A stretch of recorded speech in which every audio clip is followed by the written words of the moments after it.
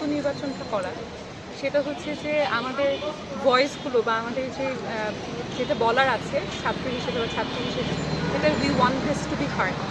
হ্যাঁ, তো এটা আমাদের এডুকেশন লেভেলে হোক, এটা হচ্ছে আমাদের ইমোশনাল লেভেলে হোক, যে আমরা একটা মানে ছাত্র হিসেবে আমরা একটা পার্সনের কাছে কিছু যাচ্ছি বা আমাদের সিনিয়রদের কাছে কিছু যাচ্ছি, প্লাস আমাদের এডুকেশন সিস্টেম কেমন হোক সেটা যেন আমাদের ওপিনিয়নগুলো বা আমাদের যা বলার আছে সেটা যেন ওরা শুনে বা ইন্টারেস্ট দেখায়। হ্যাঁ, আমার মনে হয় সেই লেভেলটাই যদি পার করতে পারে that is more than enough for the first step, যেটাই অ্যাকচুয়ালি আমার মনে হয় না যে এক্সারসাইজ হয়।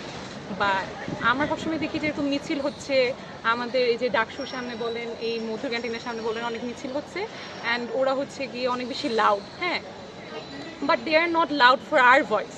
হ্যাঁ, তো আমার মনে হয় জিনিসটা আরও মিনিংফুল করা উচিত, একটা ঐক্যবদ্ধ থাকা উচিত সবার, যে সবার যেন যে জিনিসটা আসলে করা দরকার হ্যাঁ সেটা নিয়ে যেন সবাই কথা বলে, নট দ্যাট জাস্ট হচ্ছে চেঁচামেচি হচ্ছে। আমি বুঝতেছি যে মিছিল হচ্ছে but I am not a part of it. যেখানে আমি বললাম প্রথমেই যে আমি ঢাকা ইউনিভার্সিটি একটা part, but I am not a part of the মানে স্টুডেন্ট কমিউনিটি, যেটা হচ্ছে ডাকসু। হ্যাঁ, এটা তো আসলে হওয়ার কথা না, বাট হওয়া উচিত না। হ্যাঁ, তো আমার মনে হয় না যে বিলঙ্গিংনেসটা আমরা ফিল করি টুয়ার্ডস ডাকসু। আমার মনে হয় যদি ওনারা আসে, ওনারা যদি আসলেই আমাদের সাথে সম্পর্ক স্থাপন করতে চায়, ওই সেন্সে যদি আমাদের মধ্যে ওনারা গ্রো করতে পারে, আমার মনে হয় সেটা একটা ভালো অ্যাচিভমেন্ট হবে ওনাদের জন্য ইন দ্য ফার্স্ট প্লেস।